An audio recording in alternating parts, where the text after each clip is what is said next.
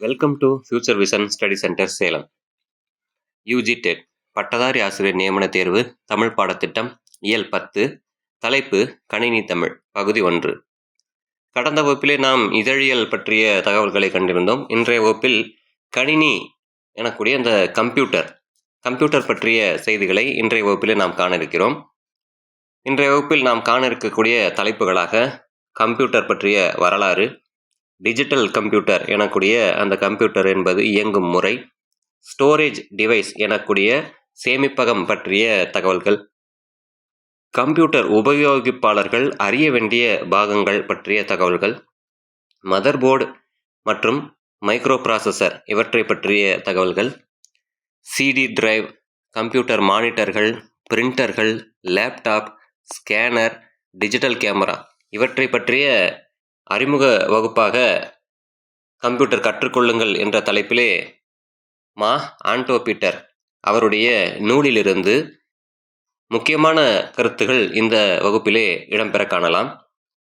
Computer கற்றுக்கொள்ளுங்கள் என்ற இந்த தலைப்பு நமது டிஆர்பி போர்டு அறிவித்திருக்கக்கூடிய அந்த பாடத்திட்டத்தின் அடிப்படையில் யாருடைய நூலை அவர்கள் முன்னிறுத்துகிறார்களோ அந்த நூலிலுடைய கருத்துகள் தான் இந்த வகுப்பினுடைய கருத்துக்களாக அமைய இருக்கின்றன.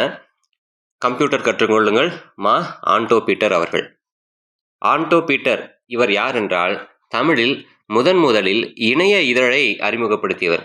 ஆன்லைன் எனக்கூடிய அந்த வகுப்பு இருக்குமல்லவா, அதுபோல ஆன்லைன் வழியாக இதழ் எனக்கூடியதனை அறிமுகப்படுத்தியவர் இந்த ஆண்டோ பீட்டர் ஆவார். தமிழகத்தில் முதலில் மல்டிமீடியா எனக்கூடிய பல் தொழில்நுட்ப பயிற்சியை அளித்தவரும் இவர்தான் என்று கூறப்படுகிறது. முதலாவது, இந்த நூலினுடைய அடிப்படையிலே கம்ப்யூட்டர் வரலாறு என்ற தலைப்பை காண இருக்கிறோம். முதலாவது, கணித ஆய்வாளர் ஸ்காட்டிஷ் கணிதத்தை அடிப்படையாக கொண்டு தயாரிக்கப்பட்டது ஜான் நேப்பியரினுடைய கணக்கிடும் இயந்திரம். ஸ்காட்டிஷ் கணிதம் எனக்கூடிய அந்த கணிதத்தை அடிப்படையாக கொண்டு ஜான் நேப்பியர் என்பவருடைய கணக்கிடும் இயந்திரம், அதுவும் ஒரு கணிப்பானுடைய முற்காலகட்டத்தினுடைய தோற்றம்.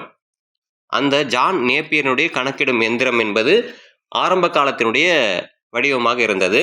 இது 1617ஆம் ஆண்டு கண்டுபிடிக்கப்பட்டதாக தகவல் கிடைக்கின்றன. 1642இல் பிளைஸ் பாஸ்கல் தன் தந்தையினுடைய அலுவலக உபயோகத்திற்காக பல சக்கரத்தை கொண்டு இயங்கக்கூடிய கணிப்பான், இந்த கால்குலேட்டர் எனக்கூடிய அந்த பொருளினை பிளைஸ் பாஸ்கல் 1642இல் கண்டுபிடித்தார். அது பல சக்கரங்களை கொண்டு இயங்கக்கூடிய வகையிலே இருந்தது. அது பிளைஸ் பாஸ்கல் என்பவரால் அலுவலக உபயோகத்திற்காக, தன் தந்தையினுடைய அலுவலக உபயோகத்திற்காகவே கண்டுபிடிக்கப்பட்டது. 1647இல் ஜெர்மன் கணித ஆராய்ச்சியாளர் பரான்கார்ட் ஃப்ரைடு ஸ்டெப்டு ரெக்கனர் என்ற புதிய எந்திரத்தை கண்டுபிடித்தார். ஜெர்மன் கணித ஆராய்ச்சியாளராகிய பரான்கார்ட் பிரைட் என்பவர் ஸ்டெப்டு ரெக்கனர் என்ற ஒரு எந்திரம், அந்த எந்திரத்தினை அவர் கண்டுபிடிக்கிறார். அதனுடைய தொடர்ச்சியாக ஹாவர்ட் ஐக்கன் என்பவர் 1937ஆம் ஆண்டு புதுவிதமான ஒரு கம்ப்யூட்டரை அவர் உருவாக்குகிறார். புயோனோ ரூல் பஞ்ச்டு புரோகிராம் என்னும் கூட்டல் எந்திரத்தை அவர் உருவாக்குகிறார். ஆக கூட்டல் எந்திரம் ஆரம்ப காலகட்டத்தில் கணிப்பான் என்ற அடிப்படையில் பார்த்தோம் அல்லவா, அதனுடைய தொடர்ச்சியாக அடுத்தடுத்த கண்டுபிடிப்புகளாக ரூல் பஞ்ச்டு புரோகிராம் எனக்கூடிய ஒரு கூட்டல் எந்திரம், அந்த எந்திரம் என்பது உருவாக்கப்படுகிறது ஹாவர்ட் ஐக்கன் என்பவரால். அந்த எந்திரமானது 2ஆம் உலகப் போரிலே அமெரிக்க இராணுவத்தினர் அதனை அவர்கள் பயன்படுத்தி கொண்டார்கள். ஆக முதலில் இவ்வாறு தான் இந்த கணினியினுடைய வளர்ச்சியானது கொஞ்சம் கொஞ்சமாக எல்லோருடைய பயன்பாட்டுக்கும் வெளிவர ஆரம்பித்தது. அதனுடைய தொடர்ச்சியாக ஜான் அடனாசாஃப் மற்றும் கிளிப்பார்ட் பெர்ரி இருவரும் 1937 முதல் 1942ஆம் அந்த ஆண்டுகளிலே தற்காலிக முயற்சியாக எலக்ட்ரானிக் டிஜிட்டல் கம்ப்யூட்டர் எனக்கூடிய புது வகையான ஒரு கம்ப்யூட்டரை அவர்கள் உருவாக்குகிறார்கள். 1940இல் ஜார்ஜ் ஸ்டிபிட்ஸ் தொடர் ஓட்ட முறையிலே நிறைய புதிய தேவைகள் கொண்ட டிஜிட்டல் கம்ப்யூட்டர் எனக்கூடிய கம்ப்யூட்டரை உருவாக்குகிறார்கள். 1946 பிரஸ்டர் எக்கார்ட் மற்றும் ஜான் மச்சிலி இருவரும் வெற்றிட குழாய்கள், அதாவது வேக்யூம் டியூப் என்று கூறுவார்கள், அந்த தன்மையில் அந்த வெற்றிட குழாய்களை கொண்ட எலக்ட்ரானிக் டிஜிட்டல் கம்ப்யூட்டர் எனக்கூடிய ஒரு கம்ப்யூட்டர் தன்மையினை அவர்கள் அடுத்தடுத்து உருவாக்குகிறார்கள். ஒவ்வொரு தலைமுறையாக அடுத்தடுத்த தலைமுறையாக ஒவ்வொரு கண்டுபிடிப்புகள் உருவாகி கொண்டே வருகின்றன. அவ்வகையில் வேக்யூம் டியூப் என்பதும் அடுத்தவருடைய வளர்ச்சியாக வந்தது. 1948 ஐபிஎம் இந்த நிறுவனத்தினர் 12,500 வெற்றிட குழாய்கள் கொண்ட கம்ப்யூட்டர் எனக்கூடிய ஒன்றினை உருவாக்குகிறார்கள். அந்த வெற்றிட குழாய்களால் ஐபிஎம் நிறுவனத்தினர் ஒரு கம்ப்யூட்டரை அவர்கள் உருவாக்குகிறார்கள். 1951 ஸ்பெர்ரி ராண்ட் என்பவர் அனைவரும் உபயோகப்படுத்தும் விதத்தில் கம்ப்யூட்டர் என்பதனை உருவாக்கினார். ஆக 1617 கண்டுபிடிக்கப்பட்ட அந்த கணிதத்தை அடிப்படையாக கொண்டு தயாரிக்கப்பட்ட அந்த கணக்கிடும் எந்திரம் அங்கிருந்து படிப்படியான வளர்ச்சியிலே 1951 அனைவரும் உபயோகப்படுத்தக்கூடிய விதத்திலே புது வகையான கம்ப்யூட்டர் என்பது உருவாக்கப்பட்டது. அதனுடைய வளர்ச்சியினை எந்த ஆண்டு எவை உருவாக்கப்பட்டது என்ற அந்த கணக்கினை நாம் ஆண்டு வாரியாக நினைவு வைத்துக் கொள்வது நமக்கு நல்லது. அடுத்ததாக கம்ப்யூட்டரினுடைய வகைகளாக சொல்லப்படக்கூடியன யாவை என்பதனை முதலில் காண இருக்கிறோம். கம்ப்யூட்டர் மொத்தமாக 3 வகையாக காலகட்டத்தினுடைய அடிப்படையிலும் அதனுடைய கண்டுபிடிப்புகளுடைய அடிப்படையிலும் பிரிக்கப்பட்டிருக்கிறது. அதில் முதலாவது டிஜிட்டல் கம்ப்யூட்டர், எண் இலக்கம் என்றால் எண்களை மட்டுமே அடிப்படையாக கொண்டு இயங்கக்கூடிய வகையிலே அது உருவாக்கப்பட்டிருக்கும். அதனைத்தான் டிஜிட்டல் கம்ப்யூட்டர் என்று கூறுவார்கள். அதனைத் தொடர்ந்து அனலாக் கம்ப்யூட்டர் ஒப்புமை அடிப்படையில் உருவாக்கப்பட்டது. அதனைத் தொடர்ந்து மூன்றாவதாக ஹைபிரிட் கம்ப்யூட்டர் என்ற கலப்பு இனமாக உருவாக்கப்பட்டது. ஆக மொத்தமாக 3 வகையான கம்ப்யூட்டர்கள் இருக்கின்றன. Digital computer, analogue computer, hybrid computer என்ற 3 வகை. அதில் முதலாவதாக வரக்கூடிய டிஜிட்டல் கம்ப்யூட்டர், அந்த கம்ப்யூட்டருடைய தன்மை எவ்வாறு இயங்குகிறது என்றால் எண்களில் இருக்கக்கூடிய இந்த பைனரி என்று சொல்லப்படக்கூடியவை, அதாவது 0 மற்றும் 1, இந்த 2 எண்களுடைய அமைப்பிலேயே அவை செயல்படக்கூடியதாக இருக்கும். இந்த தன்மை அடிப்படையில் அனைத்து விதமான கணக்கு வழக்குகள், அலுவலக பணிகள் எல்லாம் இந்த எண்களில் பதிவாகக்கூடியவையாக, நாம் எத்தகைய அந்த கீபோர்டில் இருக்கக்கூடிய பட்டன்களை நாம் அழுத்தினாலும் இந்த 0, 1 என்ற இந்த வகையிலேயே அது அங்கு பதிவாகிவிடும். ஏனென்றால் ஆரம்ப காலத்தினுடைய கம்ப்யூட்டருடைய உபயோகம் மிக குறைவாகவே இருந்ததல்லவா. ஆக நாம் அங்கு கம்ப்யூட்டரில் எந்த பதிவுகளை உள்ளிடுகிறோமோ அவையெல்லாம் 0 மற்றும் 1 என்ற எண்களிலேயே அவை குறிக்கப்பட்டிருக்கும்.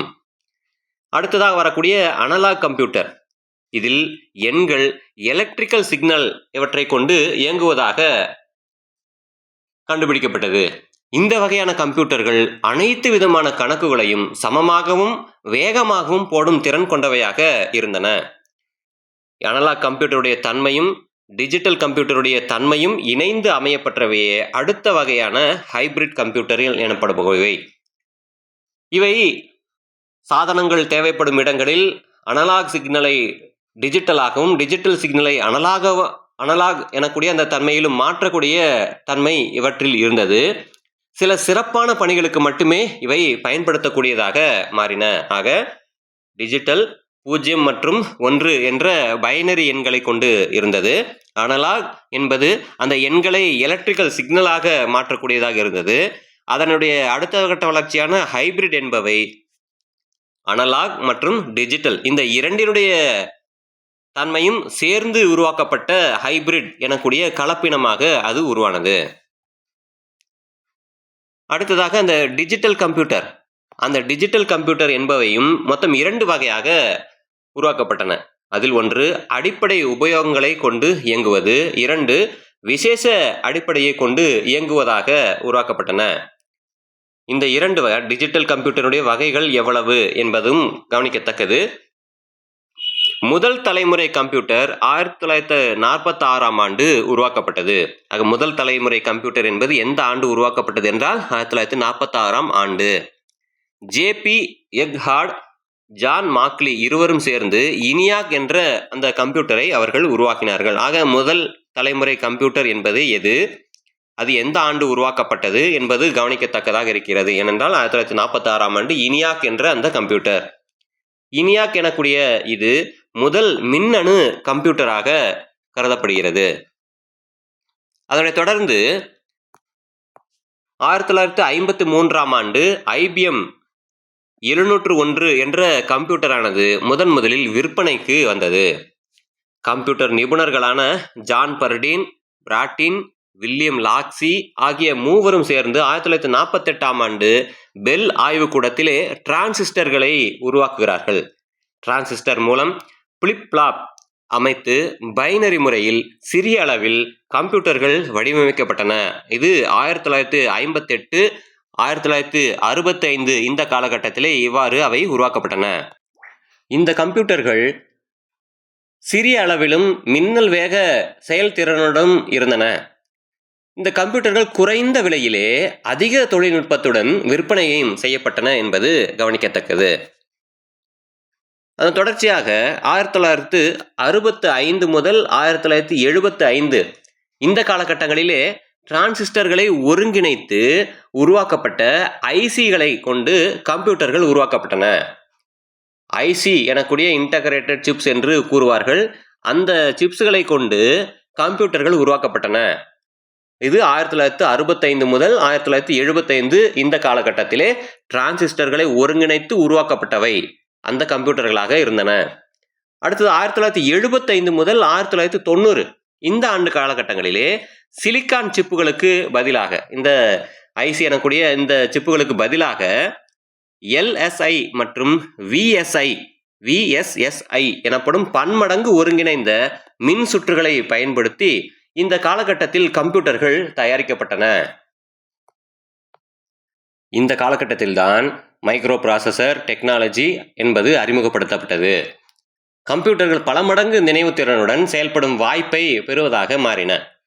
அமெரிக்காவில் உள்ள இன்டெல் நிறுவனம் கம்ப்யூட்டரில் மின்சுற்று முழுவதும் ஒரே ஒரு சிப்பில் இயங்கும் முறையை அதன் பிறகுதான் உருவாக்கியது. அது 1971 என்று கூறப்படுகிறது. இதைத் தொடர்ந்துதான் மைக்ரோ மற்றும் மினி கம்ப்யூட்டர்கள் விற்பனைக்கு வந்தன. அதற்கு முன்பாக உருவாக்கப்பட்ட கம்ப்யூட்டர் அத்தனையுமே ஒரு அரை அளவு இருந்ததுடன் அங்கிருந்து படிப்படியாக அதனுடைய அளவிலே அவை குறைந்து வர தொடங்கின.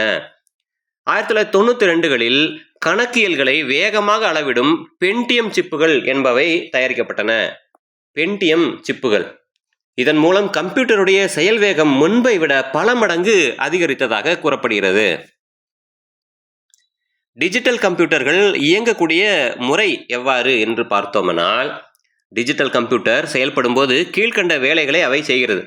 தகவல்களை ஏற்றுக்கொள்ளுதல், அதாவது நாம் எந்த ஒரு தகவலை கொடுக்கிறோமோ அதனை அது முதலில் ஏற்றுக்கொள்ளுதல், அதனை இன்புட் யூனிட் என்று கூறுவார்கள்.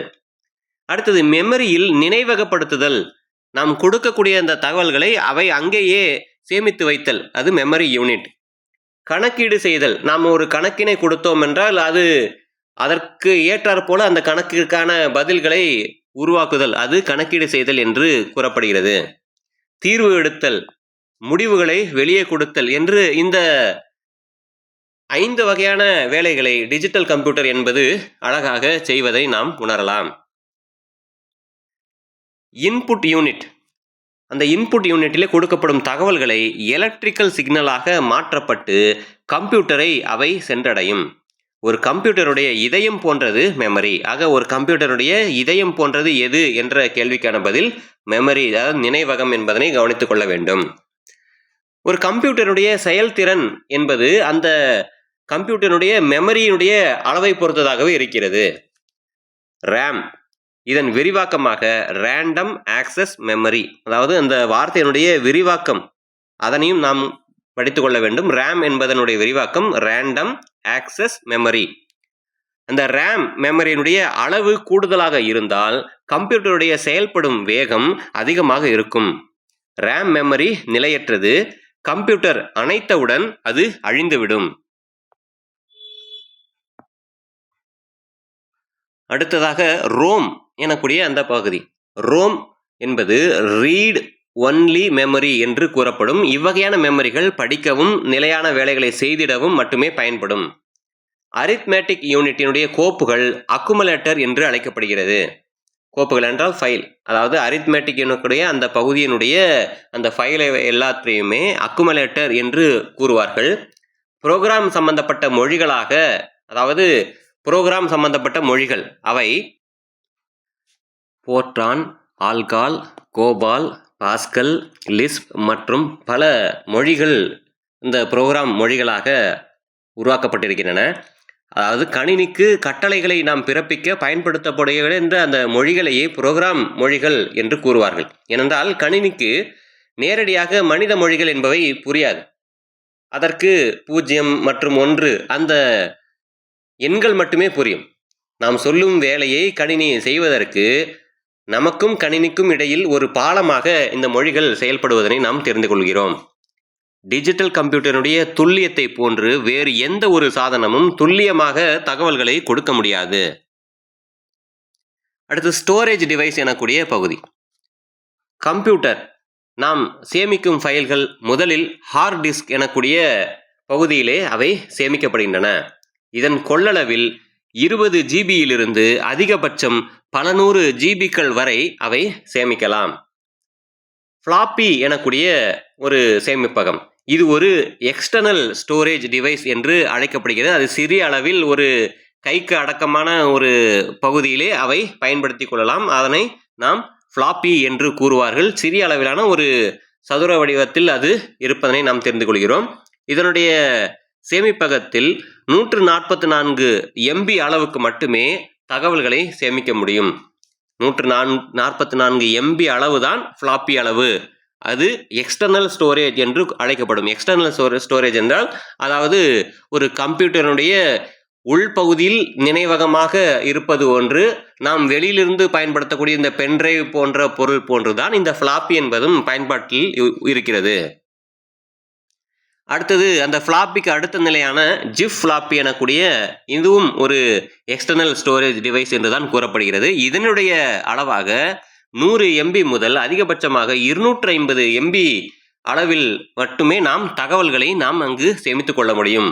இதற்கு ஜிப் டிரைவ் என்ற பிரத்யேக கருவி பயன்படுத்தப்படுகிறது. இந்த ஸ்டோரேஜை நாம் பயன்படுத்த வேண்டும் என்றால் இதனை பயன்படுத்துவதற்கு என்றே ஒரு டிரைவ், அதாவது நாம் இப்பொழுது கம்ப்யூட்டரில் நாம் ஒரு சிடி எனக்கூடியதனை நாம் பயன்படுத்தி நாம் ஏதாவது ஒரு தகவலை பயன்படுத்த வேண்டுமென்றால் நமக்கு சிபி எனக்கூடிய பகுதிக்கு உள்ளாகவே அந்த கம்ப்யூட்டரை உற்பத்தி செய்தவர்களே அந்த டிரைவ் என்பதை கொடுத்திருப்பார்கள். அது இயல்பாகவே ஒன்று இருக்கும்.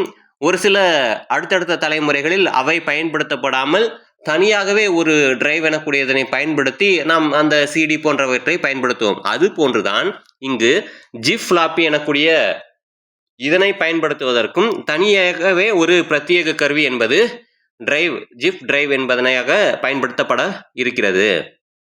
அடுத்தது காம்பேக்ட் டிஸ்க் எனக்கூடிய சிடி, இதனுடைய செயலானது குறிக்கப்படுகிறது. சிடி என்பதனுடைய முழுவாக காம்பேக்ட் டிஸ்க் என்றுதான் குறிப்பிடுவார்கள். ஃப்ளாப்பியை விட இதில் பல மடங்கு அதிக ஃபைல்களை நாம் சேமிக்க முடியும். ஃப்ளாப்பியில் 144 MB தான். அடுத்து ஜிப் ஃப்ளாப்பியிலே 100 முதல் 250 MB. காம்பேக்ட் டிஸ்கிலே இதில் அடுத்த நிலையாக 650 MB முதல் 700 MB அளவு வரை ஃபைல்களை நாம் பதிய வைக்க முடியும். கடந்த சில ஆண்டுகளுக்கு முன்பு நாம் இந்த சிடி, டிவிடி எல்லாவற்றையும் பயன்படுத்தியிருப்போம் அல்லவா? அதில் சிடியினுடைய அளவாக 650 MB முதல் 700 MB அளவு வரையே நாம் ஃபைல்களை பதிய வைக்க முடியும். அந்த சிடியிலே ஃபைல்களை சேமிக்க சிடி ரைட்டர் என்னும் டிவைஸ் என்பது பயன்படுத்தப்படுகிறது. நாம் சிடியினை ஒன்று புதிதாக வாங்கி சென்றோ இல்லை பாடல்களை பதிய வைப்பதற்காகவே ஏதேனும் ஒரு இடத்திற்கு நாம் சென்றோம் என்றால் அவர்கள் சிடி ரைட்டர் எனக்கூடிய ஒரு பொருளை வைத்துத்தான் இந்த நமக்கு தேவையானவற்றை நாம் தருகின்ற ஒரு சிடியில் அவர்கள் நமக்கு சேமித்து தருவார்கள். சிடி ரீரைட்டபிள் என்ற சிடியில் ஃபைல்களை சேமிப்பதோடு அழித்து புதிய தகவல்களை பதிய வைத்து கொள்ள முடியும். ஒரு சில சிடியில் நாம் பயன்படுத்தியிருப்போம், ஒரு சில பாடல்களை நாம் பதிவிறக்கம் செய்து அதில் சேமித்து வைத்திருந்திருப்போம். ஒரு குறிப்பிட்ட காலத்தில் அதனை மீண்டும் பயன்படுத்த முடியாது.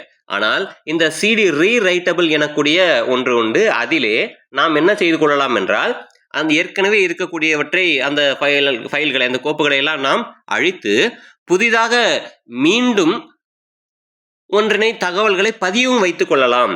அதனை தான் சிடி ரீரைட்டபிள் என்று குறிப்பிடுவார்கள்.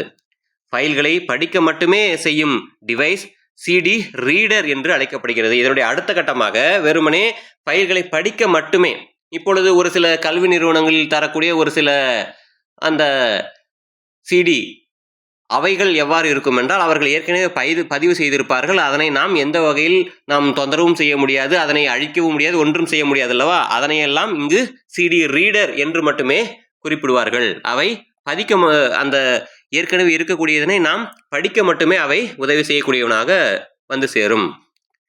அடுத்ததுடைய தொடர்ச்சியாக டிஜிட்டல் வீடியோ டிஸ்க் எனக்கூடிய டிவிடி இதனுடைய பயன்பாட்டினை கூறுகிறார்கள். இது சுருக்கமாக டிவிடி என்று அழைக்கப்படுகிறது. சிடி எனக்கூடியதனுடைய அடுத்த கட்ட வளர்ச்சி தான் டிவிடி என்று குறிப்பிடப்படுகிறது. இதனுடைய அடிப்படையாக 4.7 ஜிபியிலிருந்து அதிகபட்சமாக 17 ஜிபி அளவுக்கான ஃபைல்களை நாம் இங்கு சேமித்துக் கொள்ளலாம். இந்த டிவிடி ஆனது மொத்தம் 5 வகைகளில் நமக்கு கிடைக்கிறது. முதலாவது, சாதாரண ஃபைல்களை சேமிக்க டிவிடி ரோம் என்பது பயன்படுத்தப்படுகிறது. அடுத்ததாக, வீடியோ படங்களை பதிவு செய்வதற்கு டிவிடி வீடியோ என்பது பயன்படுத்தப்படுகிறது. ஒன்றுமில்லை, ஆக முதலாவதிலே டிவிடி ரோம் என்பது சாதாரணமாக ஒரு ஃபைல் படிக்கிறதுக்கு பயன்படுகிறது. அதனுடைய தொடர்ச்சியாக அந்த வீடியோ படங்களை படிப்பதற்காக டிவிடி வீடியோ எனக்கூடியது பதிவு செய்ய பயன்படுத்தப்பட்டது. அதனுடைய தொடர்ச்சியாக ஆடியோ ஃபைல்களை, பாடல்களை மட்டுமே நாம் பயன்படுத்த வேண்டுமென்றால் அதற்கு டிவிடி ஆடியோ என்பதனை பயன்பாட்டில் பயன்படுத்தியிருந்திருக்கிறார்கள். அடுத்தது, டிவிடி என்று அழைக்கப்படக்கூடிய ஸ்டோரேஜ் டிவைஸ் பல வகையான ஃபைல் ஃபார்மேட்டுகளை உறுதுணை செய்யும் வகையிலே வடிவமைக்கப்பட்டுள்ளது. பல வகையான ஃபைல் ஃபார்மேட், அதாவது வெறுமனே பாடல் மட்டும் இல்லாமல், வெறுமனே வீடியோ மட்டும் இல்லாமல், இன்னும் பல வகையான ஃபார்மேட்டுகளையும் பயன்படுத்தக்கூடிய வகையிலே அவை உருவாக்கப்பட்டது. அதனுடைய தொடர்ச்சியாக டிவிடி RWD, அதாவது டிவிடி எனக்கூடியதிலே ரீரைட்டபிள், இந்த சிடியில் என்பது பார்த்தோம்னா அழித்து மீண்டும் உருவாக்கக்கூடியது, மீண்டும் சேமித்து வைக்கக்கூடியது. அதுபோல டிவிடியிலும் தகவல்களை எழுதியும் அழித்தும் கொள்ளலாம். ஆக இந்த வகையில் மொத்தம் 5 வகையான டிவிடிக்களை கூறுகிறார்கள். பல சிபியுக்களை உள்ளடக்கியதே சர்வர் எனப்படுகிறது.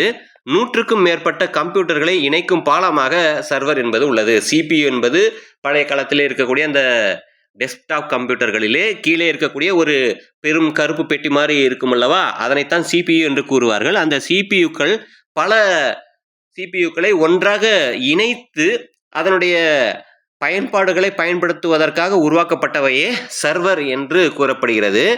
அது மொத்தம் 100க்கும் மேற்பட்ட கம்ப்யூட்டர்களை இணைக்கும் பாலமாக அந்த சர்வர் என்பது இருக்கிறது. மேலும் கம்ப்யூட்டர் உபயோகிப்பாளர்கள் அறிய வேண்டிய பாகங்கள் எவை எவை, அவற்றுடைய பயன்பாடுகள் என்னென்ன என்பதனை அடுத்ததாக தொடர்ச்சியாக இப்பொழுது பார்ப்போம். இயக்க பணிகளை குறிப்பிட்டு தேர்வு செய்ய மவுஸ் பயன்படுகிறது.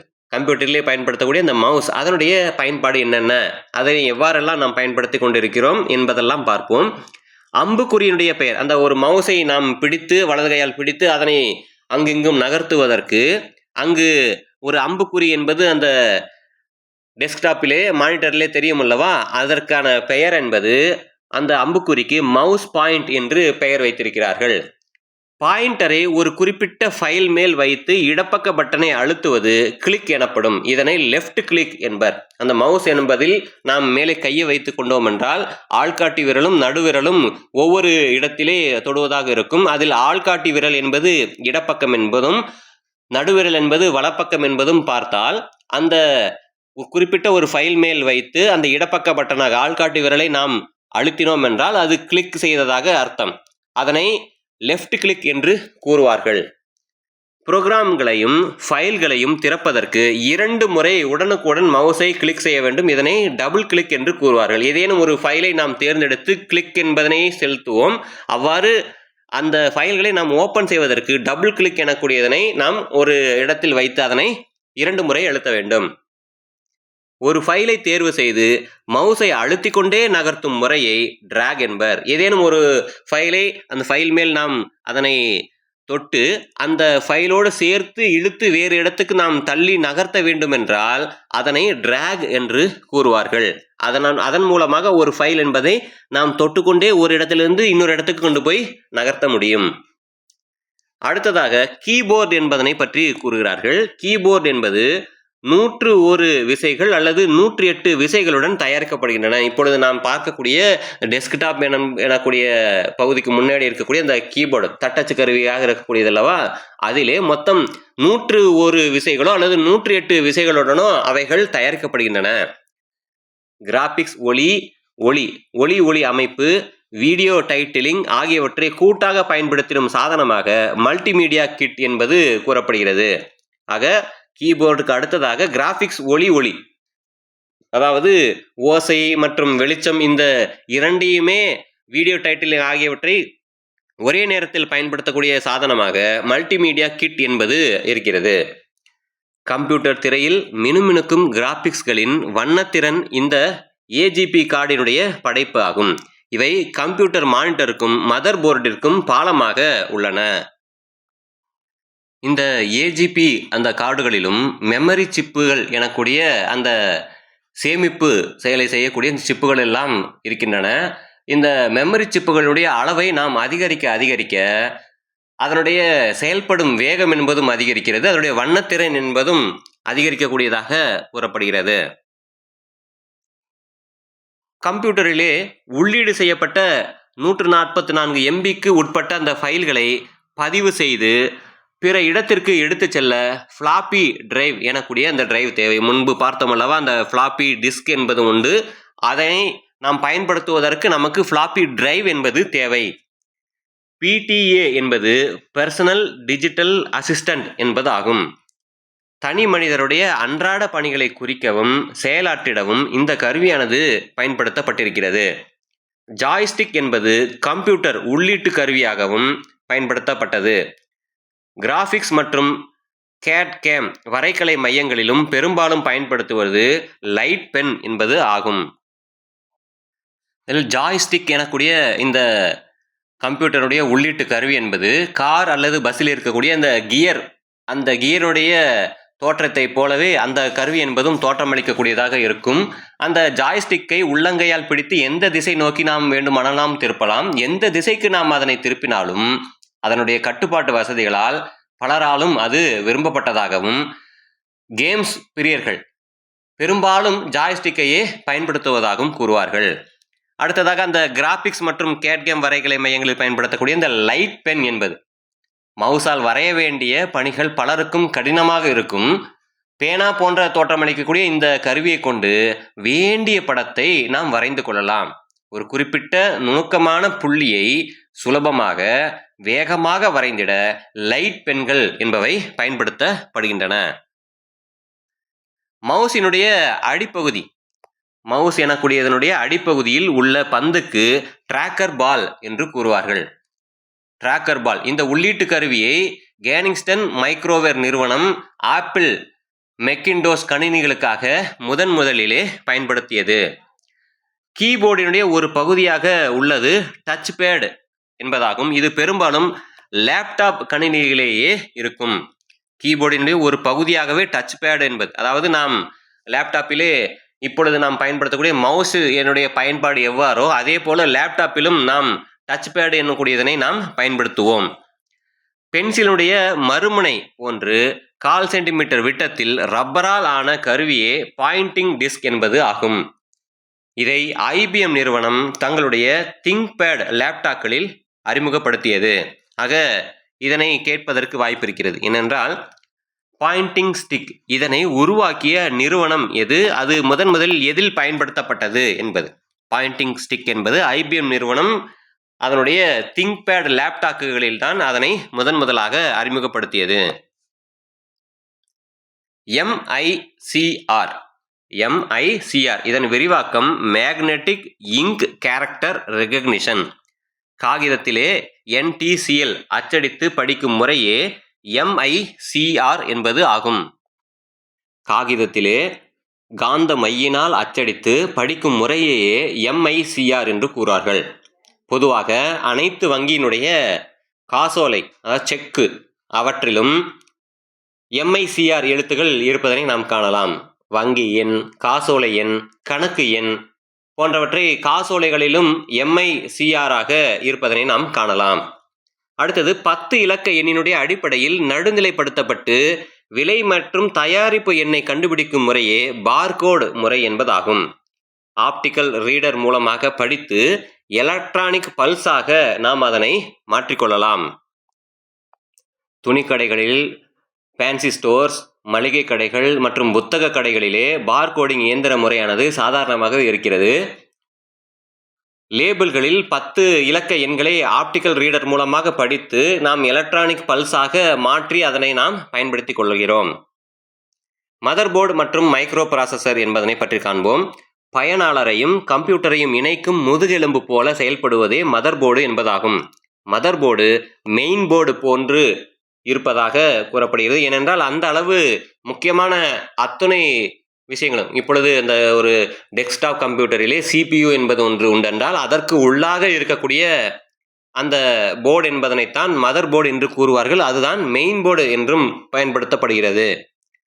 மதர் போர்டில் உள்ள பாகங்கள் chipset, processor, interface, memory, controller, 30 controller interface slots, RAM slots, BIOS போன்ற அத்தனை பகுதிகளிலுமே அந்த மதர் போர்டிலே நாம் இருக்க காணலாம்.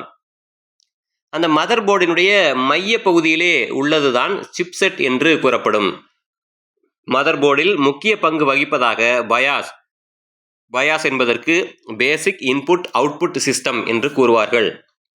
கம்ப்யூட்டருடைய வேகத்தை நிர்ணயிக்கும் ப்ராசஸர்கள், அவை செயல்படும் வேகத்தையே பஸ் வித் என்று கூறுகிறோம். ஆக கம்ப்யூட்டருடைய செயல்படும் வேகத்தை நிர்ணயிக்கக்கூடிய அந்த ப்ராசஸர்கள் செயல்படும் வேகத்தை பஸ் வித் என்று கூறுவார்கள் என்பதனை நினைவுத்துக் கொள்ளுங்கள். கம்ப்யூட்டருடைய வேகம் அதன் ப்ராசஸரை கொண்டு தீர்மானிக்கப்படுகிறது. நாம் ஏதாவது ஒரு கணினியோ வேறு ஏதேனும் ஒரு புது விதமான கண்டுபிடிப்புகளையோ வாங்கும் பொழுது அது எந்த ப்ராசஸர் என்ற அந்த ப்ராசஸரை வைத்து நாம் அது எந்த அளவுக்கு நவீனமானது என்பதனை நாம் தெரிந்து கொள்கிறோம். மேலும் எந்த அளவுக்கு வேகமாக செயல்படும் என்பதையும் தெரிந்து கொள்கிறோம். கம்ப்யூட்டருடைய தலைமை சிப்பு என அழைக்கப்படுவதாக மைக்ரோ ப்ராசஸர் கூறப்படுகிறது. நவீன micro processor BBUL, பம்ப்லெஸ் build up layer என்று அழைக்கப்படுகிறது. CD டிரைவ் 1995ஆம் ஆண்டில் அறிமுகப்படுத்தப்பட்டது DVD என்பது ஆகும். இதன் சேமிக்கும் திறன் ஒரு டிஸ்க்கு 4.7 GBயிலிருந்து 17 GB வரை ஆகும். CD டிரைவினுடைய அடிப்படை வேலை இது. சுற்றுப்பாதையுள்ள லேசரை ஃபோக்கஸ் செய்வதாக இது அமைகிறது. CD-ROM டிரைவ் டேட்டாக்களை ஒரு வினாடிக்கு 150 KB அளவுக்கு பதிவு செய்யும் திறனுடையதாக இருக்கிறது. ஒரு வினாடிக்கு 150 KB, அதாவது பிட்டு என்பது ஒன்று உண்டு. அதற்கு அடுத்தடுத்த நிலையில் தான் இவைகள்லாம் வந்து சேரும். அந்த MB என்பதற்கு முந்தையது. இதுதான் 150 KB அளவுக்கு இது பதிவு செய்யக்கூடிய திறனுடையதாக இந்த CD-ROM டிரைவ் டேட்டாக்கள் என்பது கூறப்படுகிறது. தற்போது உலகத்திலேயே வேகமாக இயங்கக்கூடிய CD டிரைவ் கென்வுட் என்ற அந்த நிறுவனத்தினுடைய CD டிரைவ் ஆகும். அது 72x என்ற கணக்கிலே அவை கூறப்படுகிறது. ஆக தற்போது நாம் உலகத்திலேயே வேகமாக இயங்கக்கூடிய CD டிரைவ் என்றால் அது கென்வுட் நிறுவனத்தினுடைய இந்த CD-ROM டிரைவ் என்பதனை நாம் நன்கு நினைவில் வைத்துக் கொள்ள வேண்டும். தொடர்ச்சியாக கம்ப்யூட்டருடைய மானிட்டர்கள், அந்த மானிட்டருடைய தகவல்களை பார்ப்போம். சில வருடங்களுக்கு முன்பு வரை கேத்தோடு ரே டியூப் தான் மானிட்டர்களில் பயன்படுத்தப்பட்டது. மானிட்டர் என்பது நாம் பார்க்கக்கூடிய அந்த டிவி போன்ற அந்த அமைப்பு தான் நாம் மானிட்டர் என்று கூறுவார்கள். அதில் அந்த முன்பக்கம் நாம் பார்ப்போம். அதனுடைய பின்பக்கமாக இருக்கக்கூடிய ஒரு டியூப் போன்ற ஒரு பகுதியானது பயன்படுத்தப்படும். அதனை நாம் பழைய கால டிவியினுடைய தன்மையிலும் பின்பகுதியில் காணலாம். அதில் நாம் எவையெல்லாம் ஆரம்பத்தில் பயன்படுத்தப்பட்டது என்றால் கேத்தோடு ரே டியூப் என்பதுதான் அந்த மானிட்டரில் பயன்படுத்தப்பட்டது. தற்போது இதற்கு போட்டியாக லிக்விட் கிறிஸ்டன் டிஸ்ப்ளே மானிட்டர் என்பது வந்திருக்கிறது. இதில் உள்ள எலக்ட்ரான்கள் கேத்தோடு மூலத்திலிருந்து வெளித்தள்ளப்பட்டு மானிட்டர் குழாய்க்கு பின்புறம் இருக்கும் திரையுடன் ஒன்றிணைந்து வண்ணக்கலவை பாஸ்பரஸாக உருமாறி திரையில் ஒளிர வைக்கிறது. மானிட்டர்கள் டியூபை சுற்றி மேக்னெட்டிக் காயில்கள் எலக்ட்ரானிக் பீம்களினுடைய உதவியிலே டியூபின் உள்ளே சென்று நாம் பார்க்க வேண்டிய படத்தை ஒளிர வைக்கும். நாம் எந்த ஒரு உள்ளீடை கொடுக்கும் போதும் அந்த உள்ளீடு அந்த மானிட்டரில் இருக்கக்கூடிய அந்த டியூபை சுற்றி மேக்னெட்டிக் காயிலாக அது எலக்ட்ரான் பீம்களுடைய உதவியினே அந்த டியூப் என்பது உள்ளே சென்று நாம் பார்க்க வேண்டிய படத்தை நமக்கு மானிட்டரிலே அது காட்டுவதாக மாறும். மானிட்டருடைய வேகம் ஹெர்ட்ஸ் என்னும் அலகால் குறிக்கப்படுகிறது. ஆக மானிட்டருடைய வேகம் எந்த அலகால் குறிக்கப்படுகிறது என்றால் ஹெர்ட்ஸ் என்பதனை நினைவித்துக் கொள்ள வேண்டும். அடுத்து டாட் பிட்ச் என்று அழைக்கப்படுவது படங்களில் நம் கண்ணுக்கு தெரியாத சிறு கட்டங்களை குறிப்பதாக அவை குறிக்கப்படுகின்றன.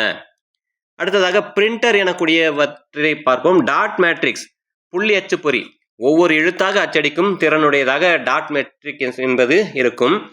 லைன் பிரிண்டர்கள் என்பவை அதனுடைய அடுத்த கட்ட வளர்ச்சி. ஒரே நேரத்தில் ஒரே முறையில் ஒரு வரியையே அது அச்சடிக்கும். டாட் மேட்ரிக்ஸ் என்பதில் ஒவ்வொரு எழுத்தாக அச்சடித்தால், லைன் மேட்ரிக்ஸ் என்பதில் ஒரு வரியையே ஒரே நேரத்தில் அச்சடிக்கக்கூடிய வகையில் அது உருவாக்கப்பட்டது. லைன் பிரிண்டர்கள் வரி அச்சுப்பொறி ஒரு நிமிட பொழுதில் 3000 எழுத்துகள் அச்சடிக்கும் திறனுடையனவாக அடுத்த நிலையை அது அடைந்தன. ஒரு நிமிட பொழுதிலே ஒரு பக்கத்தையே அச்சடிக்கும் திறனுடைய பிரிண்டர்கள் பேஜ் பிரிண்டர்கள் என்று அழைக்கப்படுகின்றன. ஒரு நிமிடத்தில், அதாவது ஒரு எழுத்து ஒரு டாட் மேட்ரிக்ஸ் என்பது, அதுக்கு அடுத்ததாக லைன் மேட்ரிக்ஸ் என்பது வந்தது. அதற்கு அடுத்ததாக இங்குள்ளது 3000 எழுத்துக்களை ஒரே நேரத்தில் அச்சடிக்கக்கூடியதாக வந்தது. அதற்கு அடுத்ததாகத்தான் பேஜ் பிரிண்டர்கள் என்பது உருவாக்கப்பட்டன. அது ஒரு பக்கத்தையே ஒரு நொடி பொழுதில், ஒரு நிமிட பொழுதில் அது அச்சடிக்கக்கூடியதாக மாறியது. உருளையில் எழுத்துகள் பொறிக்கப்பட்டிருந்தால் இப்பிரிண்டர்கள் வீல் பிரிண்டர்கள் என அழைக்கப்படும். இதனை உருளை அச்சுப்பொறி என்றும் கூறுவார்கள். ஒரே சக்கரத்தில் எழுத்துகள், எண்கள், குறியீடுகள் ஆகியவற்றை பொருத்தி சக்கர வடிவில் அழகிய தோற்றத்தில் அச்சடிக்கும் பிரிண்டர்களை டெய்லி வீல் பிரிண்டர்கள் என்று கூறுவார்கள். வண்ண மைகள் வண்ண அந்த மைகளை உமிழ்ந்து பிரிண்ட் செய்வன இங்க் ஜெட் பிரிண்டர் என்று அழைக்கப்படுகின்றன.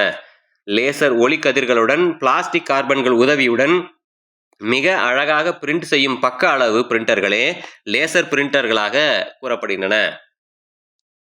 லேப்டாப் எனக்கூடிய அடுத்த ஒரு சாதனமாக லேப்டாப்பை சிலர் நோட்புக் என்றும் கையடக்க கணினி என்றும் அழைக்கிறார்கள்.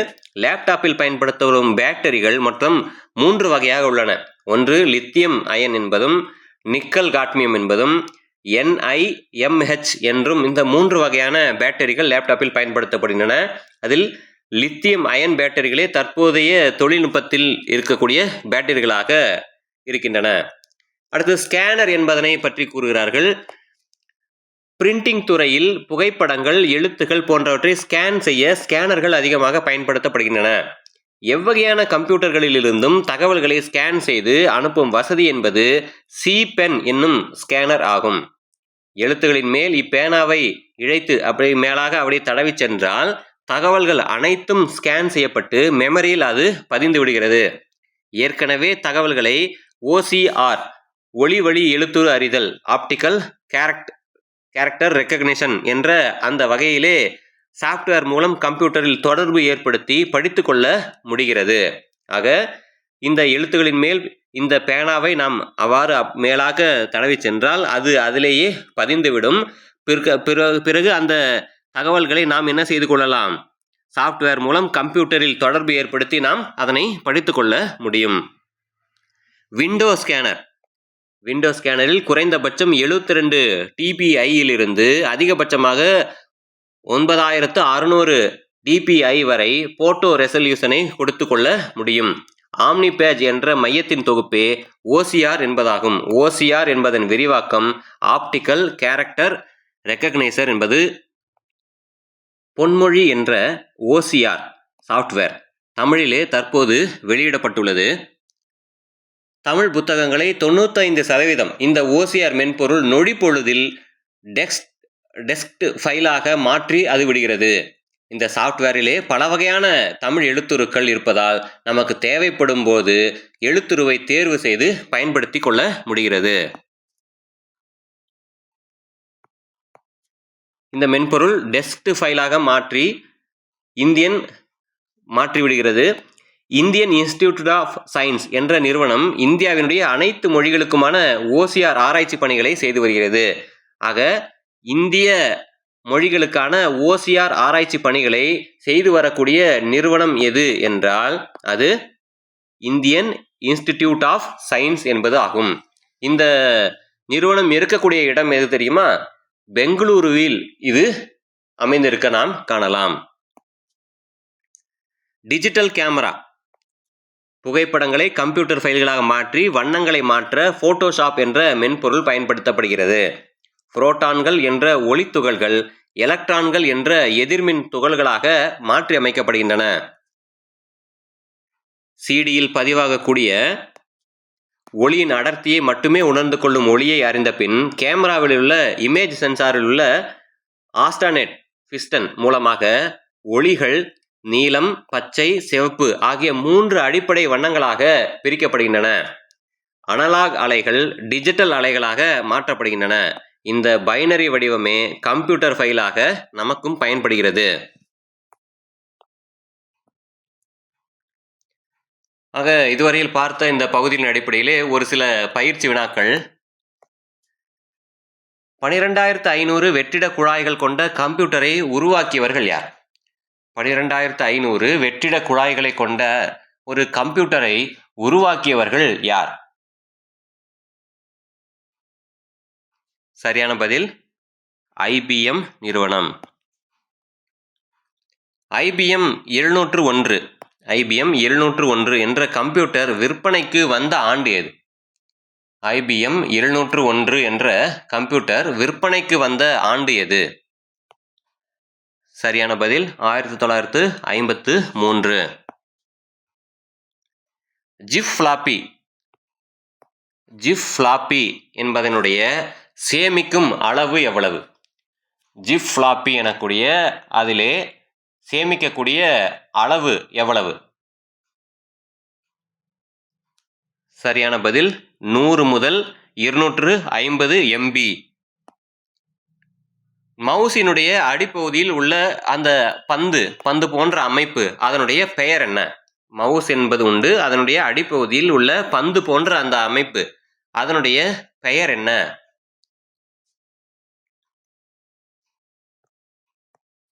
சரியான பதில் டிராக்கர் பால். ஒரு நிமிட பொழுதிலே ஒரே ஒரு நிமிட பொழுதில் 3000 எழுத்துக்களை அச்சடிக்கும் திறனுடைய பிரிண்டர்கள். ஒரு நிமிட பொழுதில் 3000 எழுத்துக்களை அச்சடிக்கக்கூடிய அந்த திறன் உடைய பிரிண்டர்களுக்கு என்ன பெயர்? ஒரு நிமிட பொழுதில் 3000 எழுத்துக்களை அச்சடிக்கும் திறனுடையவை. அந்த பிரிண்டர்களுக்கு என்ன பெயர்? சரியான பதில் லைன் பிரிண்டர். ஆக இன்றைய வகுப்பிலே நாம் கண்ட தலைப்புகளாக கம்ப்யூட்டருடைய வரலாறு, டிஜிட்டல் கம்ப்யூட்டர் என்பது இயங்கக்கூடிய முறை, ஸ்டோரேஜ் டிவைஸ் பற்றிய தகவல்கள், கம்ப்யூட்டர் உபயோகிப்பாளர்கள் அறிய வேண்டிய பாகங்கள் எவை என்பது, மதர்போர்டு மற்றும் மைக்ரோ ப்ராசஸர் என்பவை பற்றிய தகவல்கள், CD drive, computer monitor, printer, laptop, scanner, digital camera போன்ற அத்தனை தகவல்களையுமே இன்றைய வகுப்பிலே கண்டோம். அடுத்த வகுப்பிலே கணினி தமிழ் பகுதி 2 என்ற தலைப்பிலே சந்திப்போம். அதுவரையில் நன்றி.